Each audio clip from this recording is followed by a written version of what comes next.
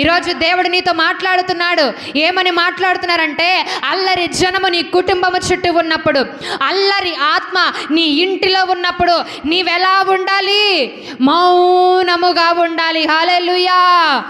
దేవుడు అంటున్నాడండి, మౌనముగా ఉండుము, నేను నీకు జ్ఞానము బోధిస్తాను.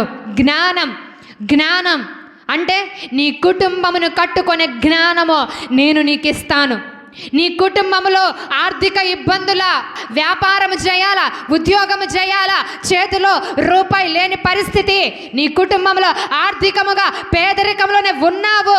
దేవుడు అంటున్నాడు, వాటన్నిటిలో నుండి నేను నిన్ను బయటకు తీసుకొని వస్తా, నీకు జ్ఞానమును నేను ఇస్తాను అని అంటున్నాడు. హల్లెలూయా, హల్లెలూయా. ఎప్పుడు ఇస్తాడంట దేవుడు జ్ఞానము? ఎప్పుడు ఇస్తాడంట? మౌనముగా. దేవుడు అంటున్నాడు, నువ్వు మౌనముగా ఉంటే నేను నీతో మాట్లాడతాను, నీకు జ్ఞానం ఇస్తాను.